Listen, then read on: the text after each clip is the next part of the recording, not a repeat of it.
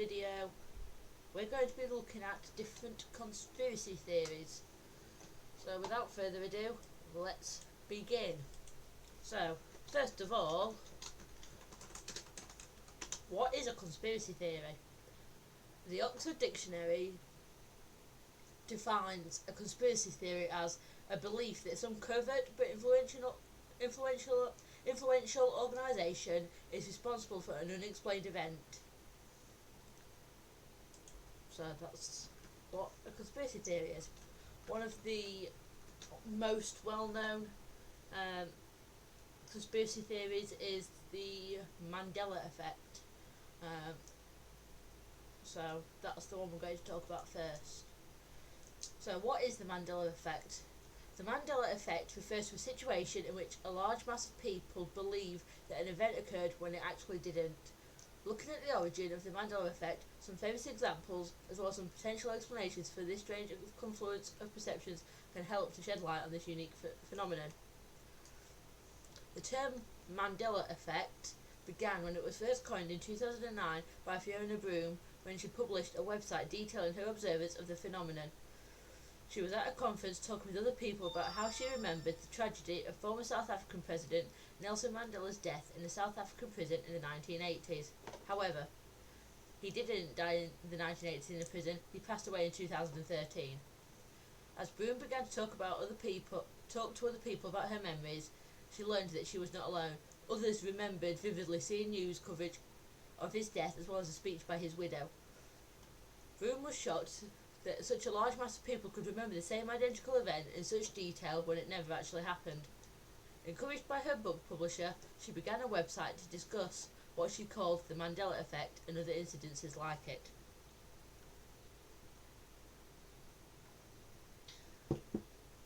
Some notable examples. The story of Nelson Mandela is not the only example of this type of false group memory. As the concept of the Mandela Effect grew along with Broome's website, other group false memories began to emerge. Some of these examples include Henry VIII eating a turkey leg. People had a memory of a painting of Henry VIII eating a turkey leg, even though no such painting has ever existed, although similar cartoons have been created. Luke, I am your father. If you saw Star Wars Episode 5, The Empire Strikes Back, you'd probably remember Darth Vader uttering the famous line, Luke, I am your father. Ignore my awful Darth Vader impression. You might be surprised to learn then that the line was actually, no, I am your father. Most people have memories of the line being the former rather than the latter. Mirror, mirror on the wall. If you watched Snow White and the Seven Dwarfs growing up, you probably remember the line, mirror, mirror on the wall, who's the fairest of them all? You may be shocked to learn then that the line actually began with the phrase, magic mirror on the wall instead. Oscar Mayer. There is some controversy over the spelling of the famous brand of hot dogs, Oscar Mayer Wieners. Some people claim to remember the brand being spelled Meyer, M-E-Y-E-R, instead of Mayer, M-A-Y-E-R, which is the correct spelling. The location of New Zealand. Where is New Zealand in relation to Australia? If you look at a map, you'll see that it's southeast of the country. However,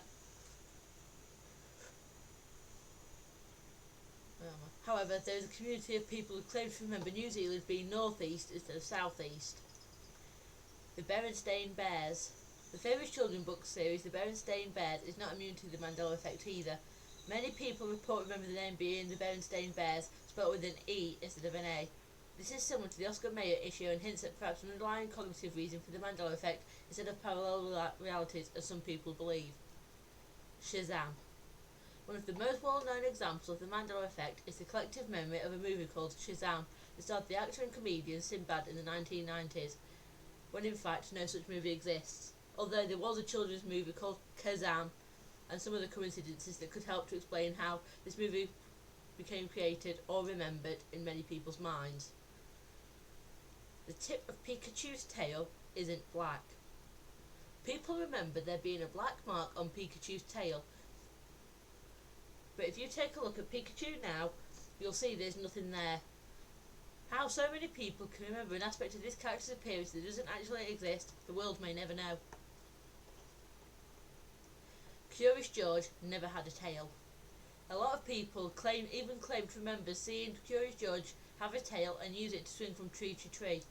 If you look up pictures of Curious George now, you'll see that he doesn't have a tail, meaning either your memory made the whole thing up, or you, like many others, have drifted into a parallel universe. So why would this effect even happen? Let's explore. Alternate realities. One theory about the basis for the Mandela Effect originates from quantum physics and relates to the idea that rather than one timeline of events, it is possible that alternate realities of universes are taking place and mixing with our timeline. In theory, this would result in groups of people having the same memories because the timeline has been altered as we shift between these different realities. You aren't alone, however, if you think this sounds a little unrealistic. Unfortunately, the idea of alternate realities is unfalsifiable, meaning that there is no way to truly disprove that these other universes don't exist. This is why such a far-fetched theory continues to gain traction among the Mandela Effect communities. You can't prove it's not real, so you can't totally discount the possibility of it. For many people, the excitement of a bit of mystery to everyday life also likely comes into play.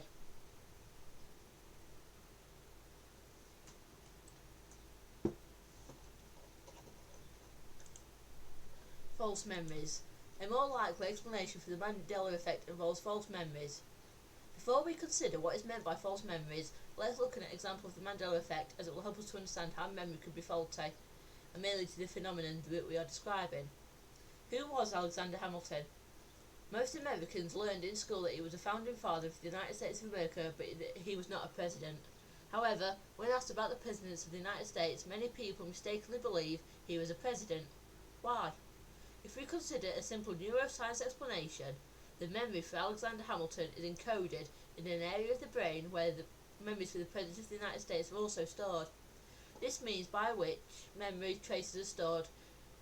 The means by which memory traces are stored is called the engram, and the framework in which similar memories are associated with each other is called the schema. So when people try to recall Hamilton, this sets off the neurons in close connection to each other, bringing with it the memory of the presidents. Though this is an oversimplified explanation, it illustrates the general process. When memories are recalled, rather than being remembered perfectly, they are influenced to the point that they can eventually become incorrect. This is why the memory can be unreliable and not infallible.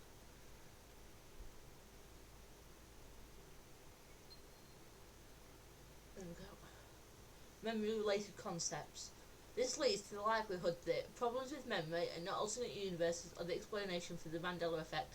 In fact, there are a number of subtopics related to memory that may play a role in this phenomenon. Here are a few possibilities to consider. Confabulation. Confabulation involves your brain filling in gaps that are missing in your memories to make more sense of them. This isn't lying per se, but rather remembering details that never happened, and this tends to increase with age. Post-event information. Information that you learn after an event can change your memory of that event. This includes event-subtle information and helps to explain why eyewitness testimony can be unreliable at times. Priming. Priming describes the factors leading up to an event that affects our perception of it.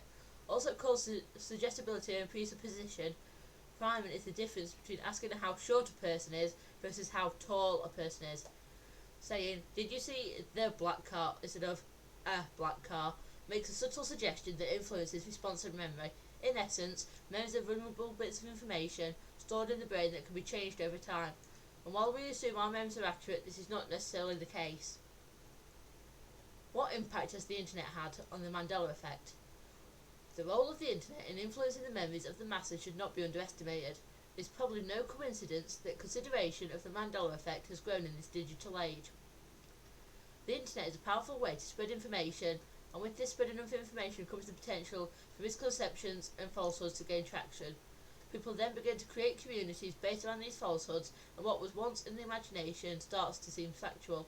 In fact, in a large study of over 100,000 news stories discussed across Twitter, conducted over a period of 10 years,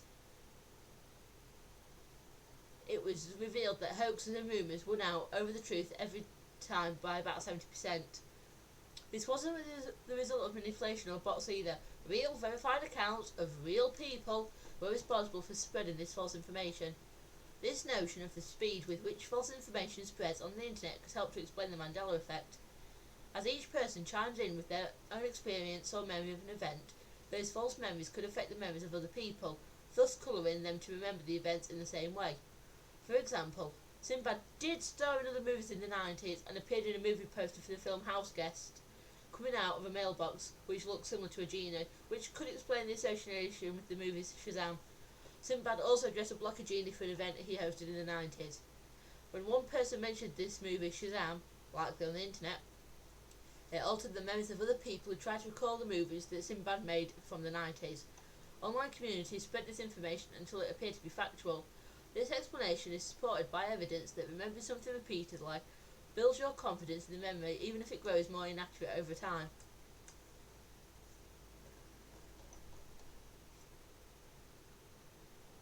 As more and more people provided incorrect details, these became incorporated into other people's memories as facts and strengthened their conviction that they were correct.